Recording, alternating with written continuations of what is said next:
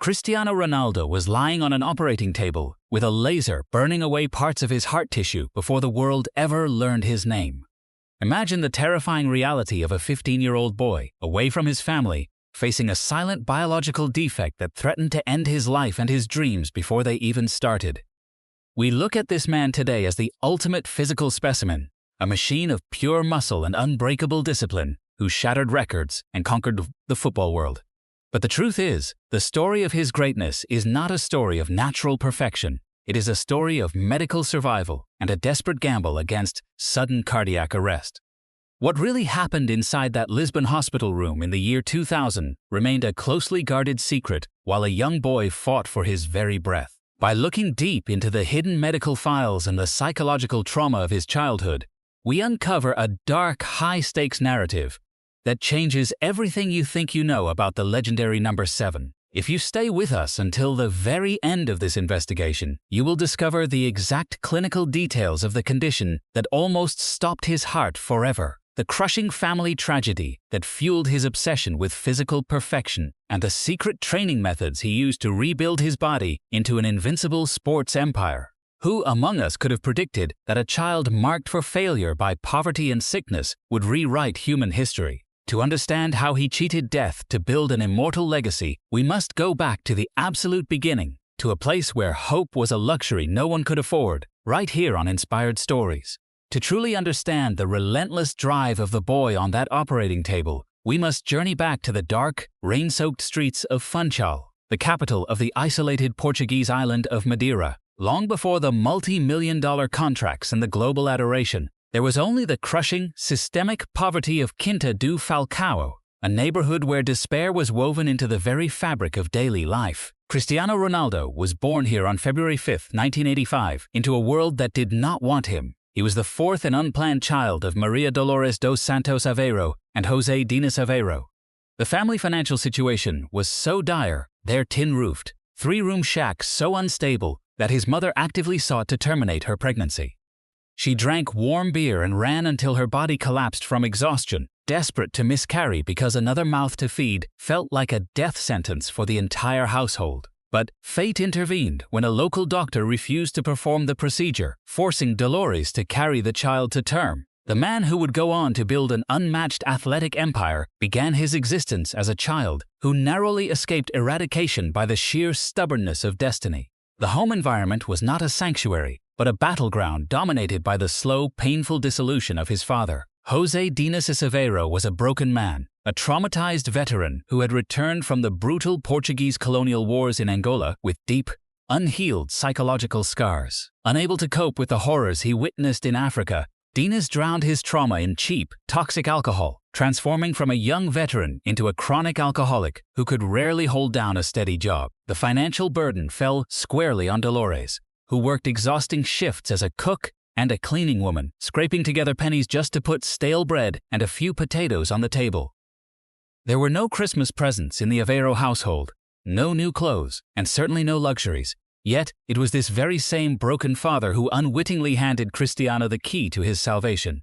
Dinas took a low-paying job as a kitman for a local amateur football club called Andorinha. He was responsible for washing the dirty jerseys and cleaning the locker rooms, a menial task that exposed him to constant ridicule. But for a young Cristiano, the Andorinha pitch became a refuge from the chaos of his domestic life. Amidst the stench of stale alcohol and the bleak reality of poverty, a profound psychological blueprint was being forged, a burning vow that he would never allow himself to be helpless, trapped, or broken like the world around him. The relentless emotional atmosphere within the Aveiro home quickly manifested in the way the young boy interacted with the world on the football pitch.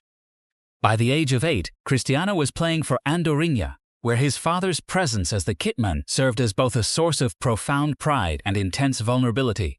On the field, the boy displayed an astonishing, almost frantic level of energy, running continuously and striking the ball with a fierce desperation that caught the attention of local youth scouts. Yet, his emotional volatility earned him 2 distinct nicknames that painted a vivid picture of his early psychological landscape: Cry Baby and Little B. He was called the Little B because of his rapid zigzagging movements across the grass, a tiny, unstoppable blur that could not be caught by older opponents. But he was also dubbed the crybaby because the moment a teammate failed to pass him the ball, or if the team conceded a goal, or if he missed a shot, tears would stream down his face in torrents. These were not tears of weakness or self-pity, but a raw, uncontrollable fury directed at the very concept of losing. This psychological intensity was a direct reaction to his environment, where failure meant returning to a home plagued by hunger and the slow destruction of his father. His undeniable talent soon outgrew the small pitch of Andorinha, leading to a transfer to CD Nacional, one of the island's major clubs, when he was just 10 years old. The transaction itself spoke volumes about the desperate financial reality surrounding his early career, as he was traded for a meager supply of basic sporting equipment, a few sets of jerseys and football boots for the youth team. At Nacional, the pressure intensified, but so did his pathological work ethic. While other children viewed football as a game, Cristiano approached it as a literal rescue mission for his entire family. He began pushing his body past the limits of normal childhood endurance, practicing his dribbling skills on the rocky, uneven streets of Funchal, using heavy stones to build up his ankle strength. He would stay out long after the streetlights flickered on, defying the island's heavy Atlantic rainstorms to perfect his footwork. This unyielding dedication caught the attention of national scouts on the Portuguese mainland, setting the stage for a dramatic transition that would completely sever his ties to his childhood home and test his psychological resilience to the absolute breaking point. At 12 years old, Cristiano left behind the safety of his family and the familiar Atlantic breeze of Madeira to relocate completely to Lisbon, joining the prestigious Youth Academy of Sporting CP. The geographic distance was only a small part of the problem, as the cultural and psychological gap between the isolated island and the bustling capital metropolis proved to be utterly devastating for a young boy. Ronaldo was placed in a crowded dormitory with other aspiring players, but instead of finding brotherhood, he became the target of severe, relentless regional bullying.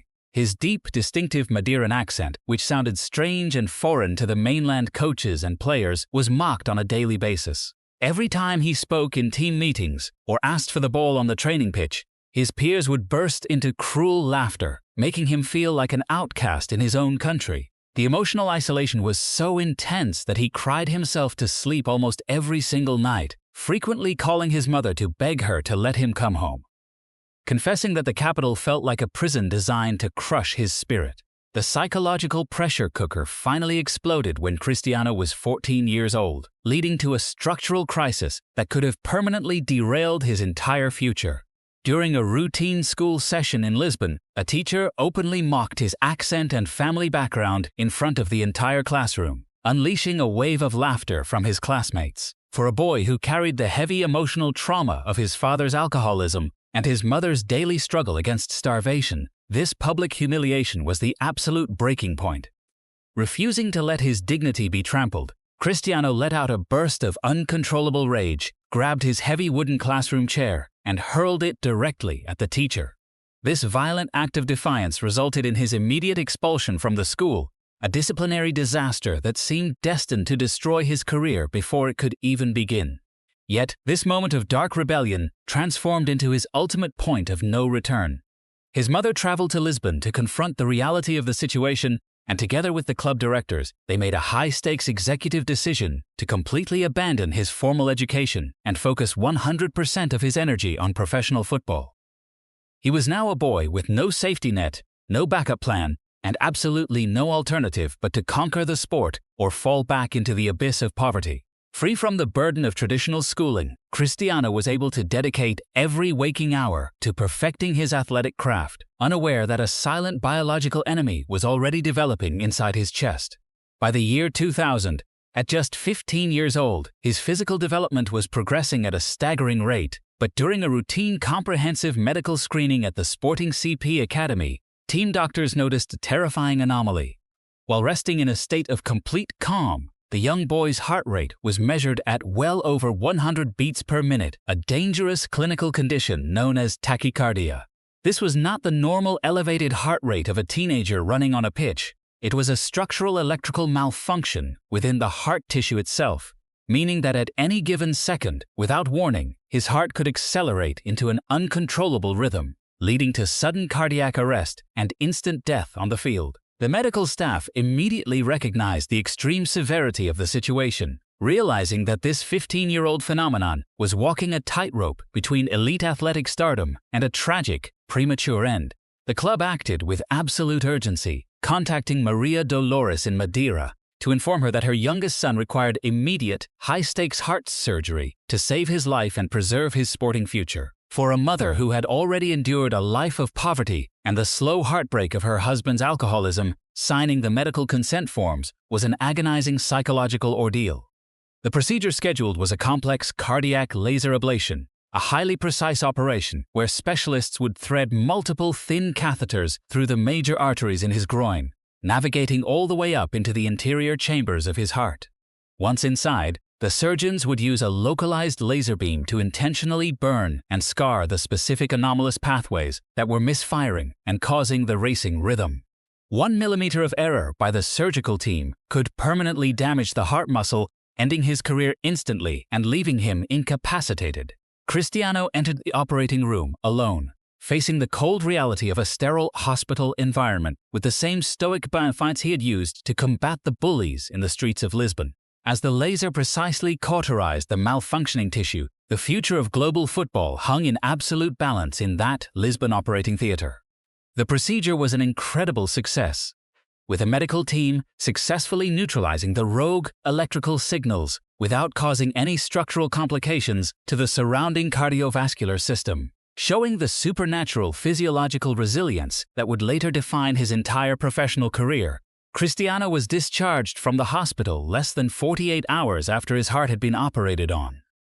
Amazingly, within just a few days, he was back on the training pitch, running with an even greater level of intensity than before. It was as if the surgery had not merely repaired a defect, but had actually unlocked a flawless, high-powered mechanical engine inside his chest. The boy who had been marked by sickness and unwanted birth was now equipped with a structurally perfect cardiovascular system, ready to be pushed to limits that no human athlete had ever dared to reach. The successful heart surgery, marking his 15th year, became the foundation for an unprecedented physiological evolution that would stun the global football community.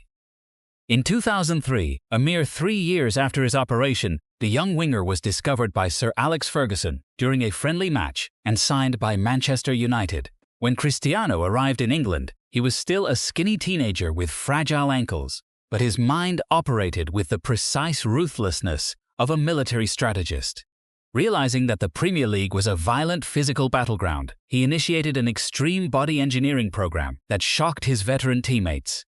He began training with heavy iron weights strapped to his ankles during training sessions so that his feet would feel weightless during official matches. He was the first player to arrive at the training ground at dawn and the absolute last to leave the facility in the dark, frequently practicing his free kicks in empty fields long after the coaching staff had gone home. This mechanical obsession with self-mastery was fueled by a devastating psychological rupture that occurred in 2005 when his father, José Diniz Aveiro, succumbed to liver failure caused by chronic alcoholism at the age of 52. Cristiano received the shattering news while away on international duty with the Portuguese national team, a moment that could have broken his professional focus entirely.